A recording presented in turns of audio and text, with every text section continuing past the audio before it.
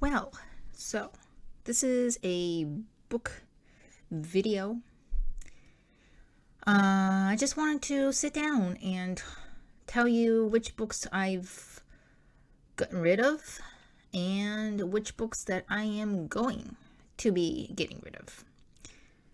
So, the reason I need to get rid of books is because I don't have much space, and also I want my bookshelves to be filled with books that I've enjoyed. And when I mean by enjoyed, I mean that they have to be either 3.5 star and up. So 3.5, 4, 4.5, or 5. I don't have much bookshelf space. That's the thing. If I had more bookshelf space, I might keep some of the 3-star books that I kind of enjoyed. But yeah. Anyway, so I will be talking about each book. The screen won't be changing, but anyway. So there won't be any spoilers. Sometimes it might be a vague memory because some of the books I've read quite a while back. So anyway, this is the list of books that I'm getting rid of. And right now I have in my hands my iPad so that I can look at Instagram because that's where I post my reviews. And sometimes I might need to remember what I said about reviews, what I said about the book.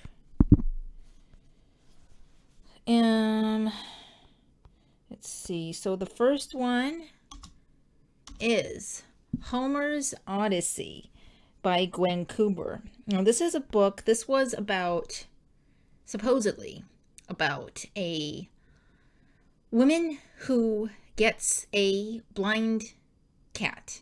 This cat is born blind, and the story is supposedly about the cat, and also this is before the fall of the Twin Towers. So this is before 9/11. And there is some depiction of 9/11 and how close the woman was to the actual location.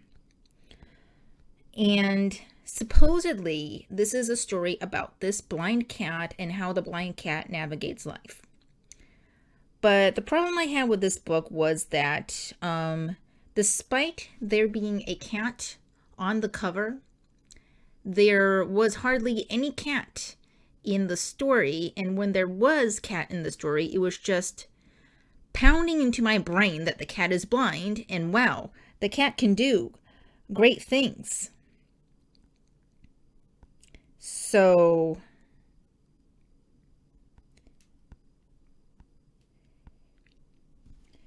anyway, it was also, I remember it was also like the timeline jumped around a lot. So at one point, we are talking about when the woman got the cat, and then we were talking about the woman when she gets married.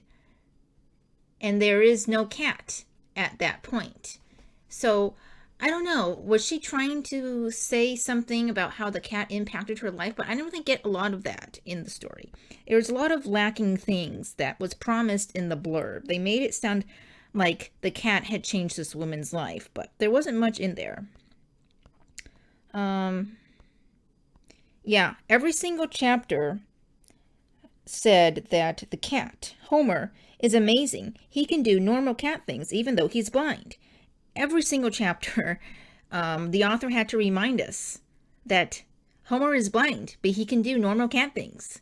And I'm like, okay, so, I was kind of disappointed because it's a book with a cat. It's a cat book. So, yeah, so I've already gotten rid of this book. So, that was Homer's Odyssey. Have you read Homer's Odyssey? Have you ever heard of this book? Let me know. So,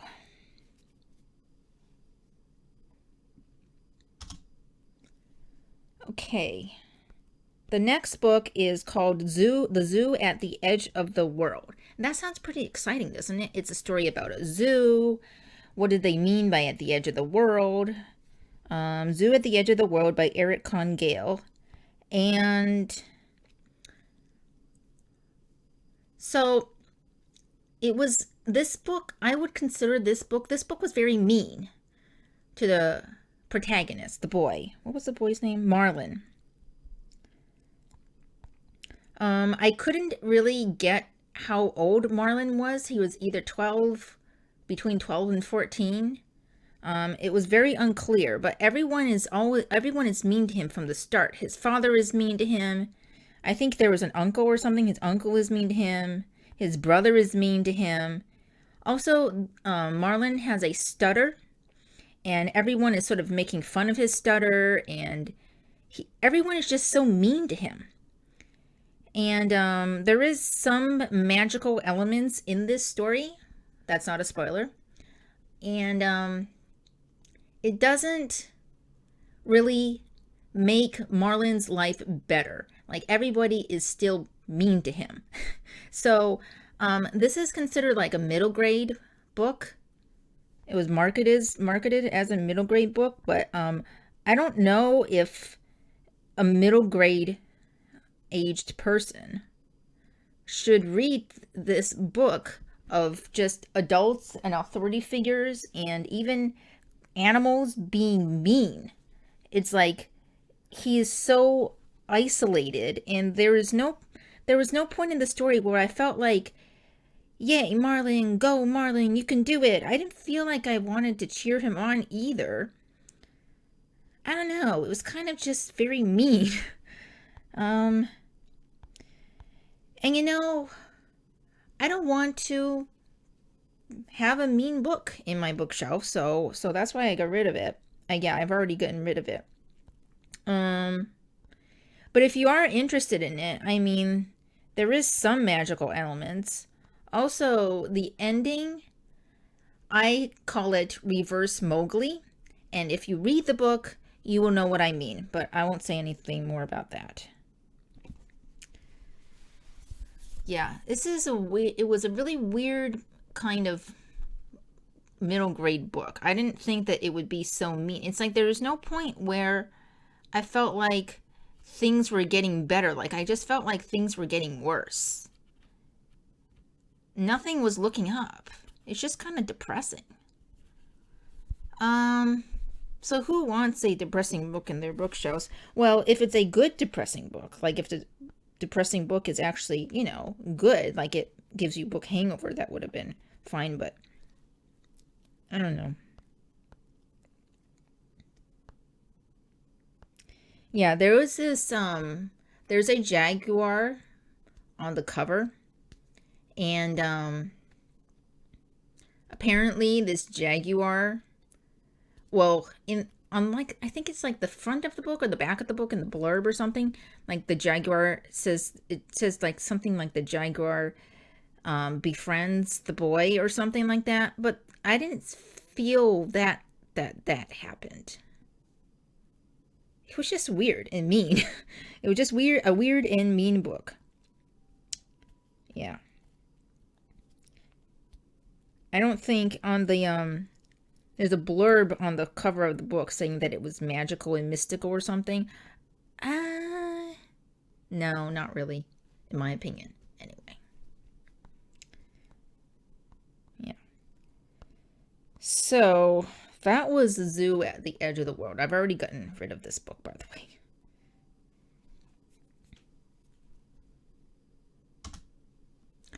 All right, so the next one is a trilogy. It's just Shadow and Bone. By the way, if you're looking at the screen, I do have the screenshots of the photos I used on Instagram for my review. So if you want to look at pretty things while you hear me talk, then you can look at the screen if you want to. The next one is Shadow and Bone, the Grishaverse trilogy. I have already unhauled the entire trilogy. No point in keeping something just because it has a pretty cover. but the story just annoys me. um so okay, I like the world building, the lore and everything, and how the magic works, all that, but the problem I had was that the characters were in no way relatable for me, and also because it was first person, it it was hard for me to understand where Alina was coming from and why she always seemed like she hated everything and she was whining about her life the entire trilogy. It didn't feel like she had an arc. Not to say that all characters in books have to have arcs, but um, it was just, you know, and the middle book just suffered from middle book syndrome so hard. Um, yeah.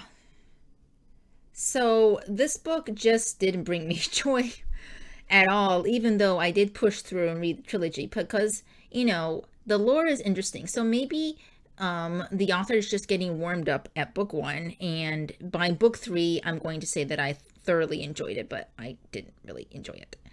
Um, there are so many things in this book that I have problems with. Um, this was the first trilogy, the first fantasy book series that I felt like I wanted the villain or the Darkling to win. I did not want Alina to win. There was something about her that I just really didn't like. I didn't understand her at all. I didn't understand her choices either. Like, why Mal? Like, why?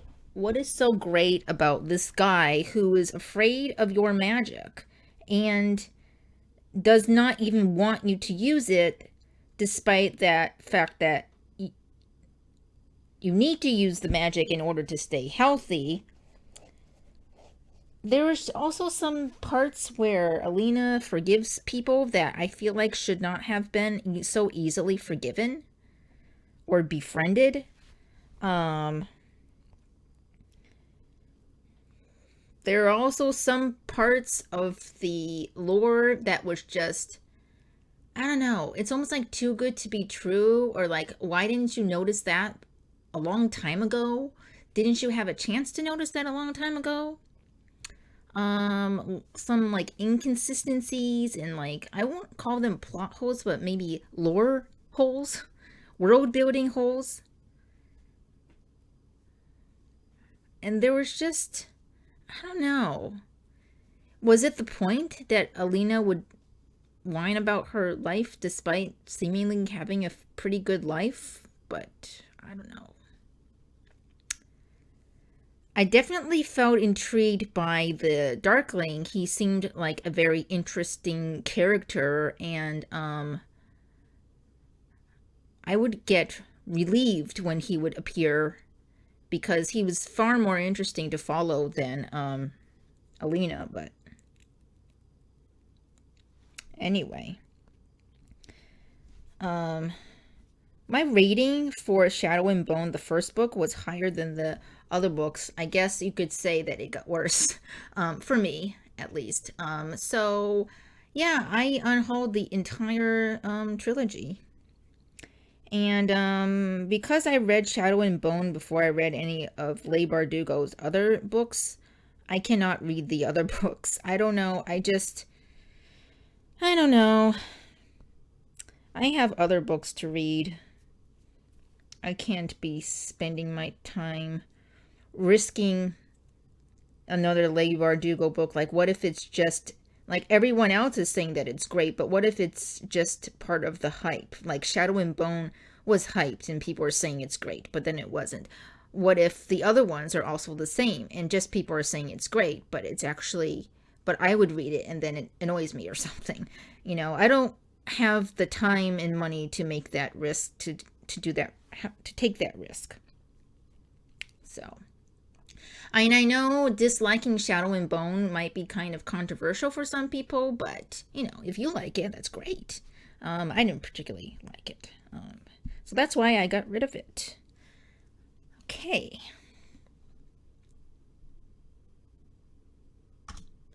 The next book is called Melokai or Melokai. I was always pronouncing it as Melokai by Rosalind Kelly.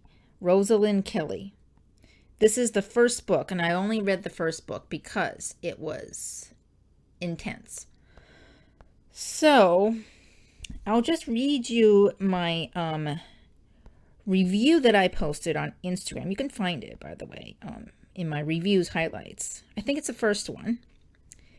A story told from multiple POVs, 5 different countries in a fantasy world, 1 to 3 POVs from each country. At least one of them is a leader/royal figure. Each country has their own unique culture.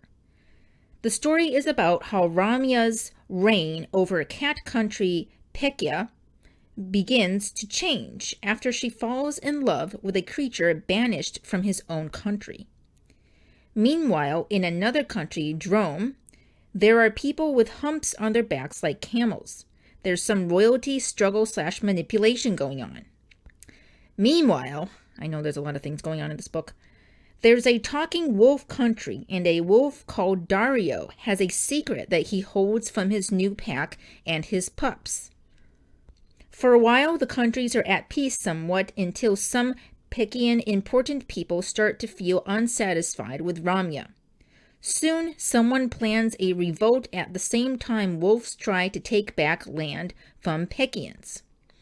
So, I did like the sort of whole setup of this book. It wasn't just focusing on one country, but it was how these 3 different places, was it 3? 5 different countries, how these 5 different countries are intricately connected in terms of like relationships and past wars and history and stuff like that. So that was a very interesting, refreshing thing for me to see, because a lot of the fantasy books that I've read is usually just focused in one country. But this one focused on 5 different countries, and each country is so unique in culture, very distinctive. So it was very interesting. However, when I got this book, okay, there was mentions that there would be some adult scenes, and I thought, okay, well, that's fine. That's fine. Some adult scenes are fine. What I didn't realize was how much of it there was going to be. At the time of me purchasing the book, there was no warning labels on the book. In the blurb, there was no warning in the blurb, but there was really heavily lots of adult scenes, violent adult scenes, very, very violent adult scenes. I did not realize that this was going to be the case. So, it also gets very, very explicit. I think this book should be R-rated, honestly, but there was no sort of 18 plus warning on this book on Amazon at the time that I purchased the book, which was, I think this was like 3 years ago. So things could have changed now, but yeah, there's nothing there. So that's why I got rid of this book. I'm not into that kind of reading about those kinds of things. It was very, very violent too. So if there wasn't so much of it, I might have liked it a little bit more, because the relationships between the countries and the wars and everything, and also Ramya falling in love with this guy from this other country, was very interesting with like politics and all that stuff. But yeah, the 18 plus scenes were just violent, and that is why I got rid of the book, because I am never going to touch the second book. I think there's a second and third book. I can't exactly remember, but if you don't mind that sort of stuff, you know, it might be a pretty interesting book, because the plot was cool. You know, that was kind of that was a little bit of a disappointment on my part, because if there wasn't so much adult stuff in there, I would have really liked this series, but yeah, yeah, I had to get rid of this book. So yeah, that was Melokai by Rosalind Kelly. Have you ever heard of this book? I just happened to find it when I was browsing on Amazon. Um, so, okay.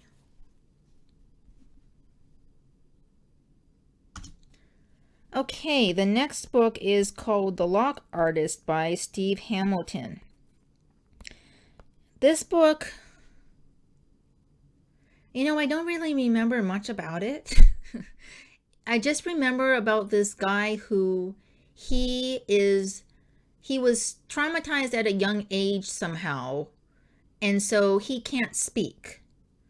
So he uses like a pen and paper to convey his thoughts.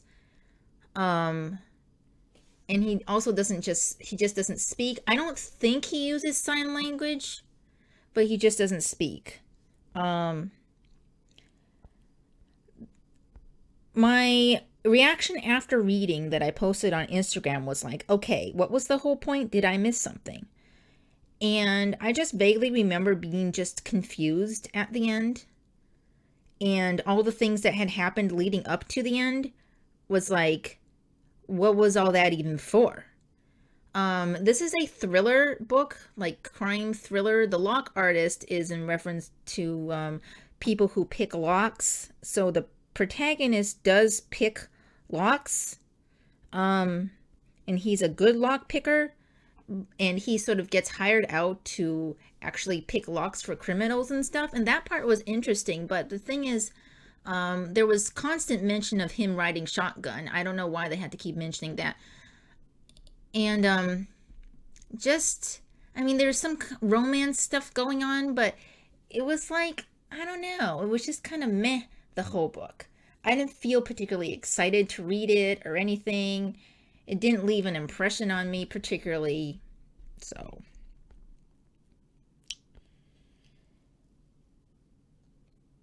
I think I remember I think that there was some were there flashbacks? Oh yeah, there were flashbacks. There were flashbacks. There weren't flashbacks. It was a parallel. No, not parallel. It was like the story would take place in like what I say? Okay, so the story begins with Michael, the boy, the protagonist, in his late 20s in jail. The entire rest of the story is Michael writing down everything that happened as if talking to the reader. What happened in 1999? What happened in 2000? How did he end up in jail? How did he become a safecracker and lockpicker? And why can't he speak? So, yeah. So the story follows him before his crime days and then during his crime days. And so the border, the divide, there's just a year apart. So there was a point of the timeline just getting closer and closer, which was interesting, but also kind of confusing. And by the time we get to the ending, which is present or close to present day, or like I guess right before he goes to jail or something, it's just confusing. I was just confused. There was no sort of like climax particularly. I was just left confused. And since it confused me and it was hard to remember the chronological order of events because of the timelines being so close together, yeah, I got rid of this book. I've already gotten rid of it, yeah. When I say I get rid of books, I found a used bookstore in Japan that takes English books. So I was able to send it over to them and got a little bit of money for it. Because I don't live in the US or wherever, I can't just go to my local thrift shop or whatever. It would be nice if I could. Okay, so moving on to the next one.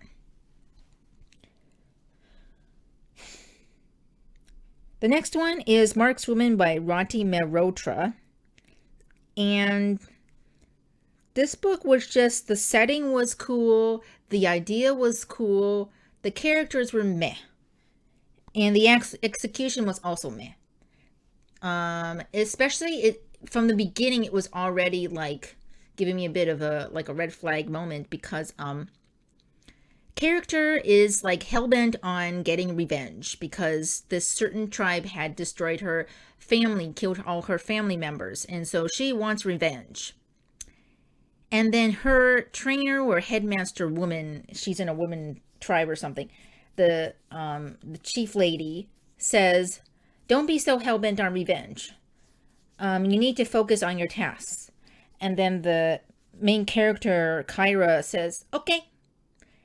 And she never thinks about revenge ever again. I'm like, well, what was the point of having her hellbent on revenge in the beginning and just like giving it up, not thinking about it again? There was also some relationship thing that happened out of the blue.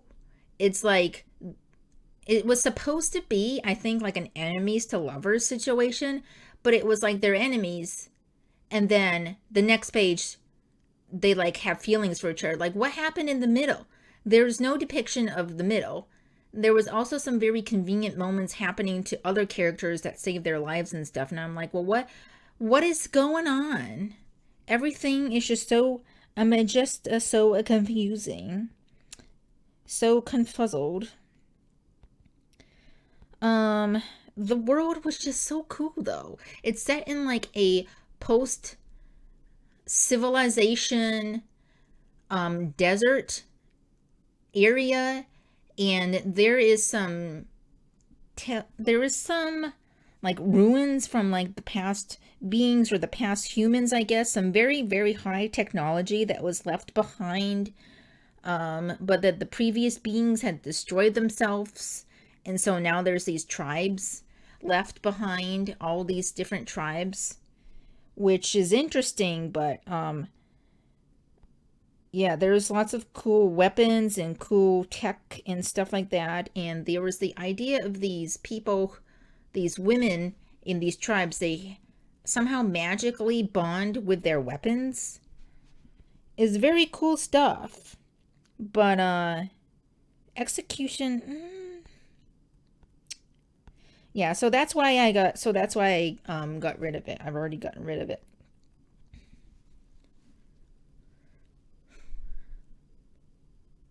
Okay, so that was 6 books.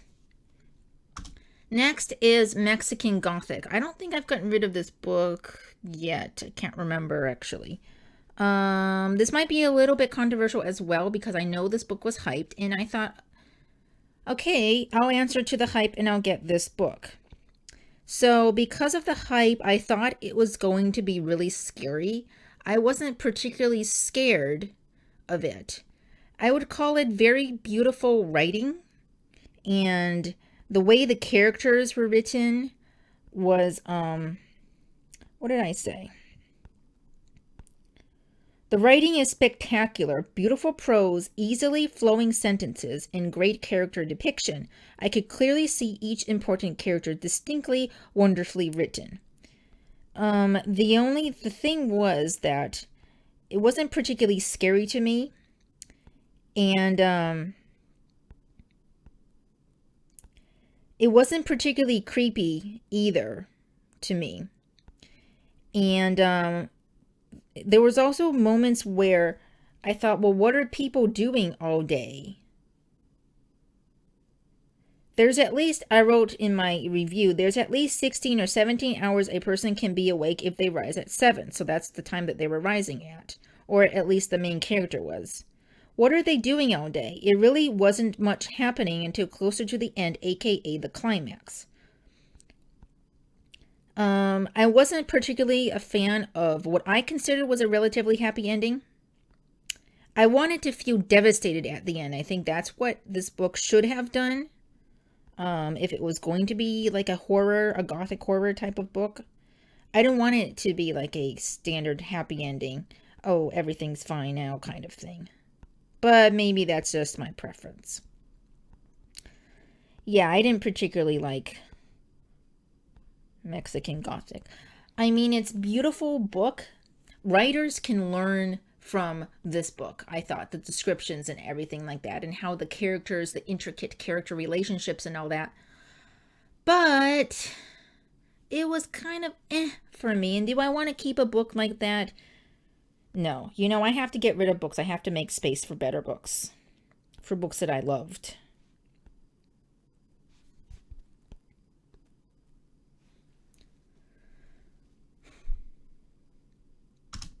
If you're wondering why I give long pauses before showing a book, is because it makes easier to give the timestamps.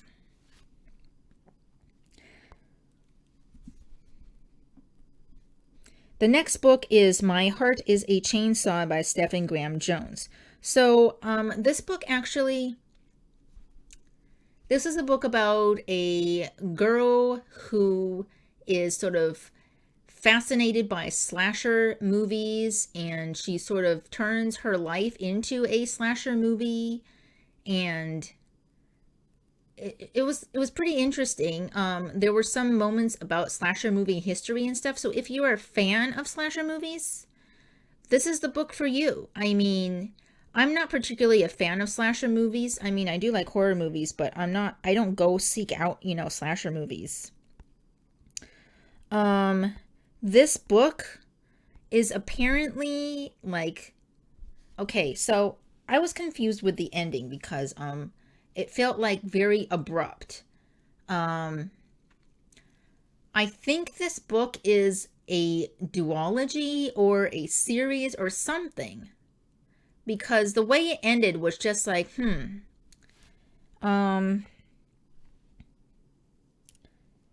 So the story is, in Proof Rock, Idaho, there's a 17-year-old girl, Jade Daniels, who is a serious slasher fan.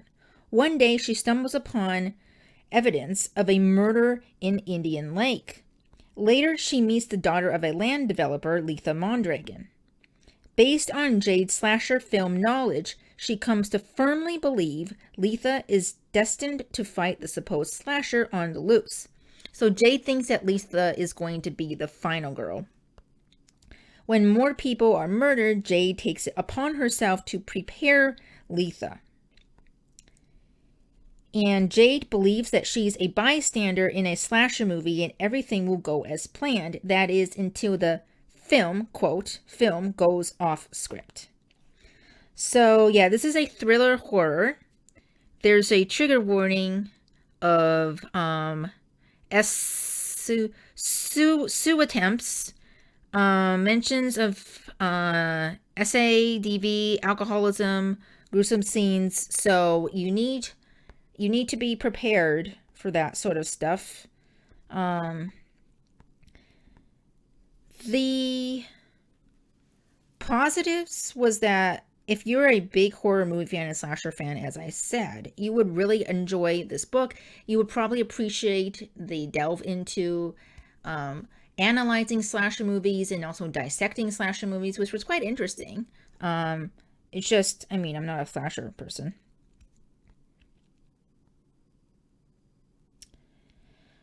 How the horror part was depicted was a little bit, I mean, not for me. I watch a lot of horror movies, so it wasn't like, it was like, This book was kind of for me. Yeah. Well, anyway.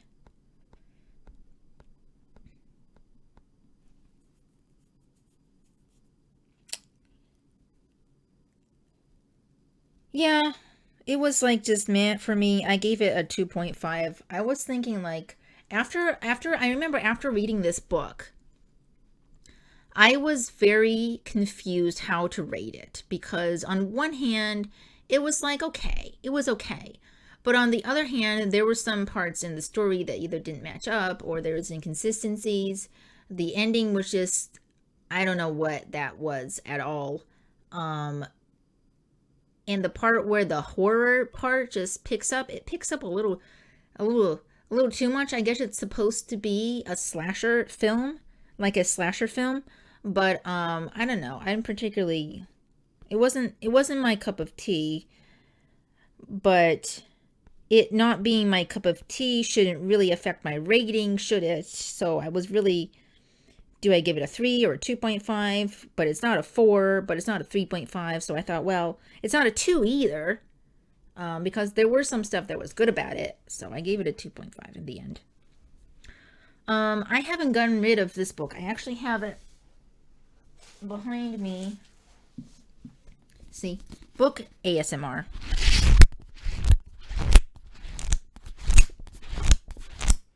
It still has that nice book smell to it.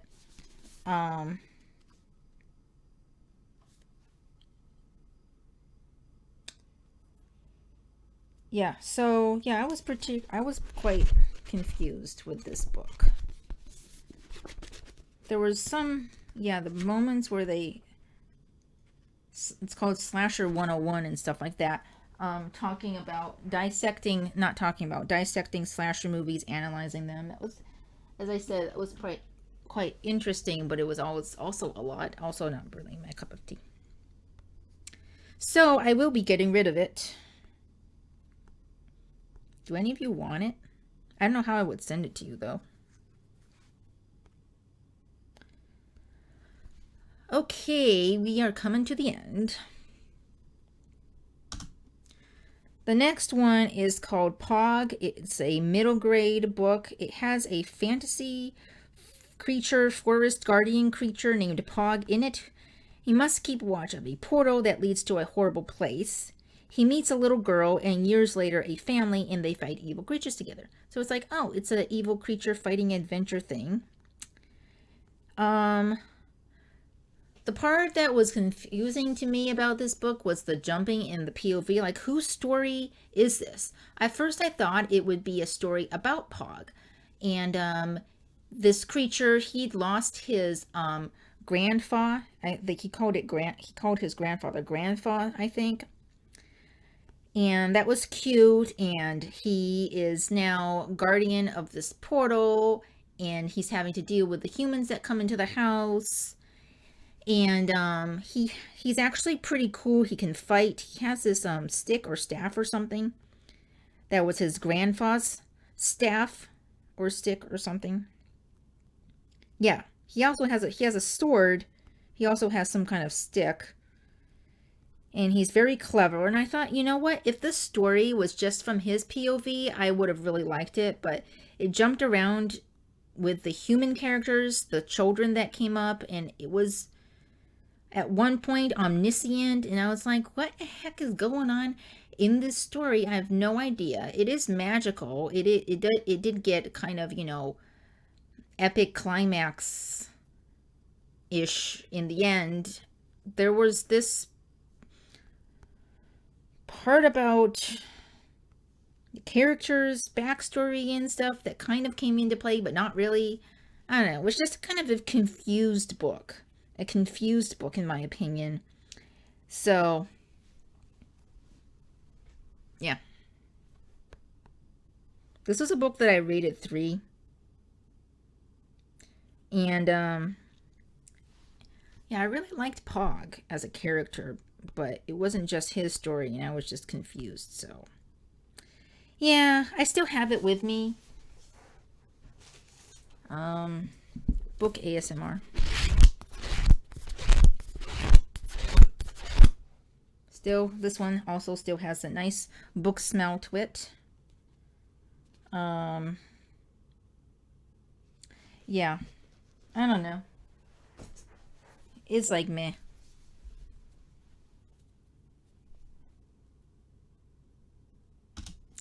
Okay, so the next one, this is getting into more recent territory here. Star Daughter by Shveta Thakkar. I don't know if I'm saying the name right. My thoughts after reading this book. I don't feel like anything was resolved. So, nothing felt like it was resolved at the end. Okay, so the story is about this girl called Sheetal, and she has a secret. She's half star and she can hear the stars calling her. She can't ignore them. One day her power bursts. She burns her human father by mistake, putting him into the hospital. Thinking only her mother, Charumati, by the way, Charumati is a star, and she had to return to the sort of, not heavens, but the star world. She had to return to the stars for some duty or something. So she's left Sheetal and her father behind. So Sheetal has to go find her mother, Charumati, in the land of stars. But when she gets there, not only is she thrust into a competition between royal houses, but she also glimpses dark truths of her family's past. Sheetal must decide where her heart lies, among the stars or among mortals. I make that sound more exciting than it actually is. Because a large portion of this story focused on Sheetal and her boyfriend, that they break up and they reunite in the land of the stars somehow. And she is like, she kept contradicting herself. She'd be like, this guy, I hate him for these reasons, but oh my gosh, I have to stop myself from wanting to hug him. And I'm like, is that normal? Is that normal teenage behavior? Do you like, I am so angry with him and I hate that he betrayed me, but oh my gosh, I have to hold myself back so I don't hug him. I'm like, what? What are you talking about? There was also other moments where she contradicted herself.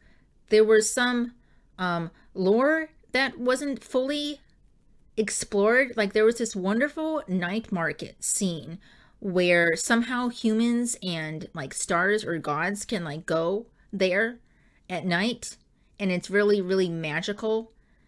And there was no explanation about why humans can go there. Can anybody go there? Is it just that Sheetal can go there because she's half star? But she takes her friend and her aunt with her, and they are human. So I have no idea what is going on here. There was a lot of heavy description about this is mixed with Indian culture, so celestial stars stuff mixed with Indian culture, which I thought, oh, that's so beautiful. But the problem was that there is a lot of description, but not a lot of explanation, particularly, or that would help a reader who was not familiar with Indian culture to picture. So yeah, there was a lot of, I wrote that there was a lot of heavy description of things, objects, food, and clothing like a list, especially when we get to the land of the stars. I wished the author did a little more explaining for all the traditional Indian things. I only know what a sari is. I wanted to know more. So yeah, so I only know what a sari is, and there were other like terms of words for certain clothing that could have been explained a little bit more, like the so-and-so, which she draped over her shoulders and it reached down to her feet. I mean, just a little bit like that can help me picture. I guess this is probably like a long scarf kind of thing, but there was none of that. But I guess if you're familiar with Indian culture, then that those sort of things wouldn't be any problem. But for people who aren't, I think it's good to put a little bit of more of like explanation description into the story, in my opinion.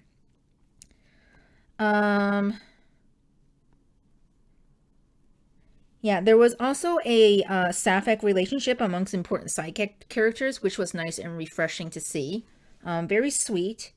I wished that the side character, Minal was her name, was more in the story, because she was a very interesting character. Sheetal would just be contradicting herself and floating through the world, and Minal would be heavily involving herself and being a really, really supportive friend. I wanted to see a little bit more of her, but didn't get that much. There wasn't enough Minal in the story to save the story for me. I gave it a 2.5 stars. I feel like it might be a 3-star based, in hindsight, thinking about the world and how beautiful it was. I could give it a 3, but It's just the plot was a lot of Sheetal contradicting herself about her feelings for her boyfriend. Um, and just kind of weird stuff. Maybe I'm too harsh on this teenager, but I think some things needed to make more sense. I think it could have. I think this book needs a sequel because the way it ended was just it faked resolution. It's like nothing, nothing was resolved in this book. And I looked to see if there would be a sequel, but I didn't find any. I don't know if maybe there would be. I have the book with me still. Book ASMR. Can you actually hear it when I do this? You probably can. This mic is pretty good. So yeah, this book has a slight book smell. Very, very slight book smell left in it. I got this book quite a while ago, so it was sitting in my, it was sitting around for quite some time.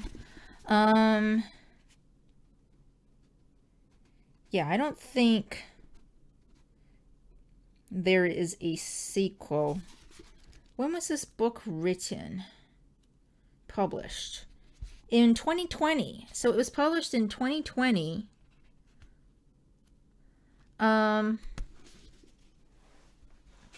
Not so long ago. So I guess I got it when it just came out or something. I've seen it going around on Instagram because I joined Instagram in 2019. So I think I saw it going around here and there. And I saw that people had mixed feelings, mixed opinions. You know, there were some people who really liked it. And then there were some people who didn't. And I was just intrigued. Like maybe I would actually be in the camp of people who liked it. But no, I was in the camp of people who didn't. So yeah, I'm getting rid of this book.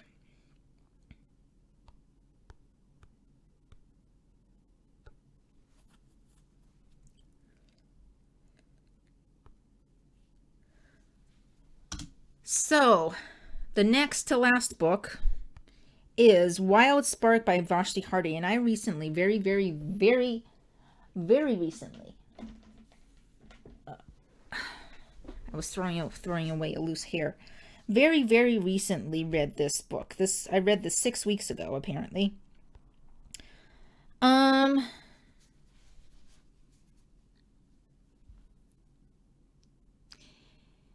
reason I'm getting rid of this book, although this book was, what did I rate it? 3-star.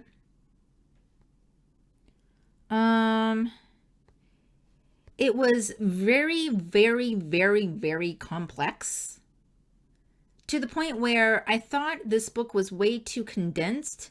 Like it could have been made into a duology or even a trilogy.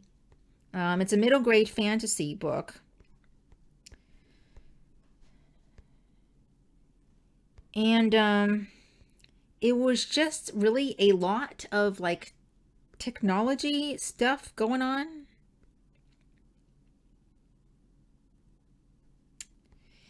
And so on the cover, there is this beautiful moon with this beautiful winged lion on the cover. And I was expecting there to be more winged lion in the story, but it only briefly appears at the end. So don't have your hopes up, okay? If you're interested in this book, don't expect, like I did, through the entire book, wondering where exactly this winged lion is going to appear. Just briefly at the end. This should have been a duology. This should have been a series, really. It was just way too dense. I also felt that the main character barely has a character arc. So I read a lot of middle grade fantasy, and a lot of middle grade fantasy characters are quite simple. So, for example, shy, timid character finds courage. An impulsive character learns to plan. A bossy character learns to lead. And a stubborn character learns to listen, etc. It's very simple, how the character arc goes. But this main character in this story, her name is Prue, she basically stayed the same. She's an impulsive doer and obsessive planner. And she's also brave and timid at the same time. Yeah, there was some like inconsistencies. Like there was moments where she was able to stand up for herself, and very similar moments where she just couldn't stand up for herself. Um she was timid, and the next second she is like standing up for her friend against the bully character. I don't know what's going on with her. Or maybe that was the point. Like, Prue doesn't change. Prue was going to be Prue through and through. That rhymed. There was also not a lot going on in the background. So Prue goes to the city to do something. And she's in this dorm situation. And most of the time, it was just her and her two friends. And some teachers and a cook, and that was it. It's just there were other people, there were other students and kids there, but they were just like blurry in the background. It's like no one else is interacting with them, and which was kind of weird. Like, where is everybody? There was a lot of times where it was just the main character and a few people, and there wasn't anyone else there, even though there were a bunch of people supposedly there. Never allowing the characters to like show like different sides of themselves by interacting with other characters. That was kind of lacking from this book.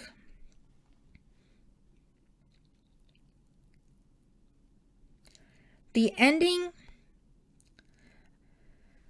the way it ended was pretty interesting, unique for a middle grade story, in that I thought that it gives kids a very interesting starting point. This is what I wrote on Instagram. In thinking about life and death, the rights of others, and discrimination. Despite feeling left off with no clear resolution, I'm glad the book didn't turn into a big old happily ever after for everything at the end. I think it leaves many questions to be asked and great discussions to be had between children and adults. So I found this to be like a positive, like it's a good book. It's a good book for kids. I thought that. It just wasn't my cup of tea, and the cover is pretty, yes. Do I want to keep it? No. So anyway, that was Wildspark by Vashti Hardy. And I remember when this book was going around on middle grade Instagram, middle grade fantasy Instagram, I would see it often, and that's why I got it. But yeah, I mean, good for discussion, not for me, and so I'm getting rid of it. Does anyone want it? I don't know how I'd send it to you. I say again.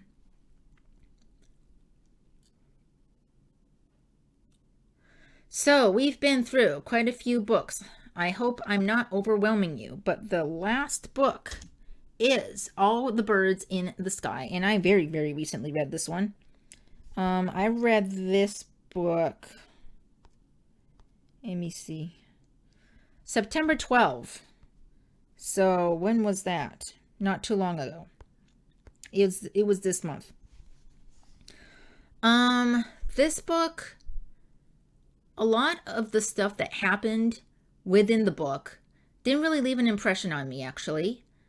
It's the stuff that happened at the end that was like kind of profound and made you think. But the characters, I don't know.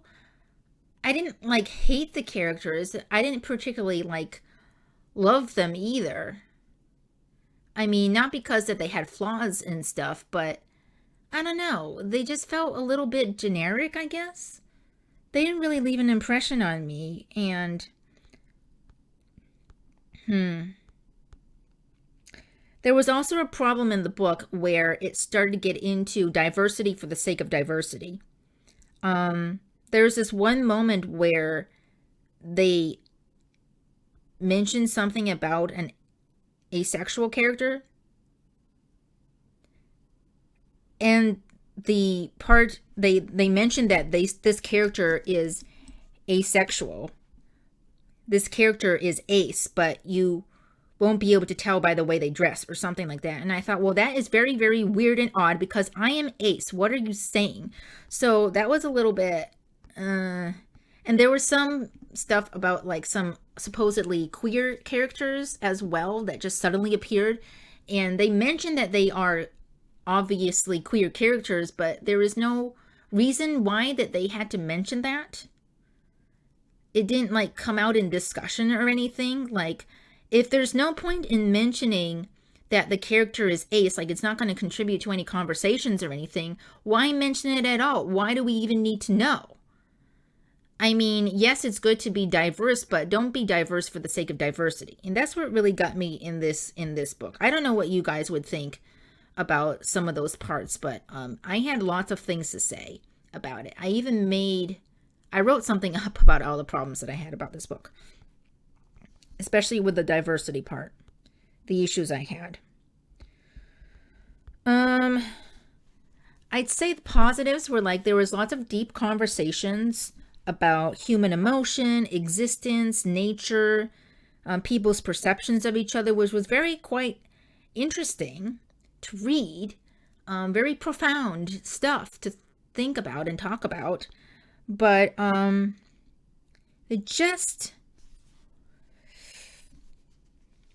just wasn't enough to just, like, after I finished reading this book, I was just glad I finished reading it. It didn't give me book hangover or anything. I also still have this book. So, yeah. I did give this 3.5 stars, so that means it's unusual that it makes this list. But it was unpredictable. Like, there were no moments where I thought, oh, I know what's going to happen next, because I didn't. I had no idea. And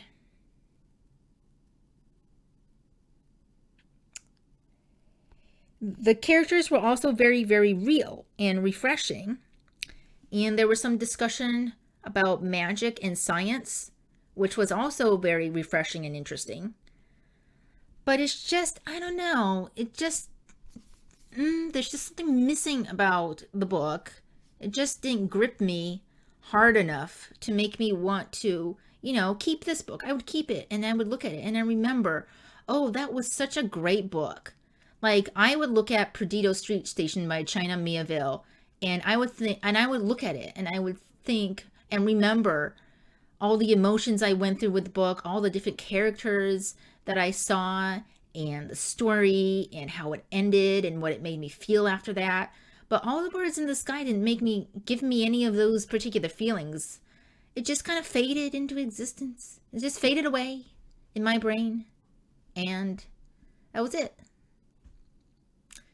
Kind of like Pog. Pog and Wildspark also just kind of faded away for me. The Lock Artist too. I mean, they didn't grab me and make me want to think about it more.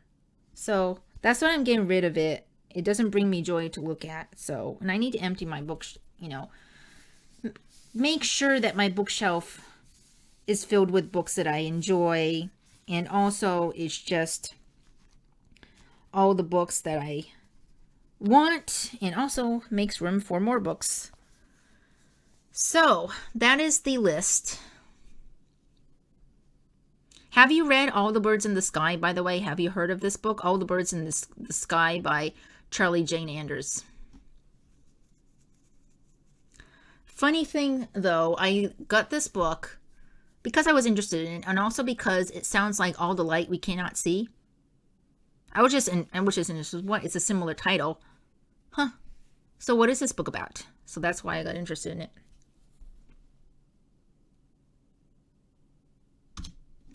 Okay, this is the end of the video. I don't know how long it was. Did I get rid of some of your favorite books? Which ones are your favorites? I know some people like The Star Daughter and Shadow and Bone and Mexican Gothic. Some of the big names, yes. Do any of these books intrigue you? Like, I know I talked kind of negatively about some of them, but I did try to talk positively about some of them as well. Um, do you think that you would be interested in reading any of these books? Let me know in the comments down below, and you will hear me in the next video. That rhymed.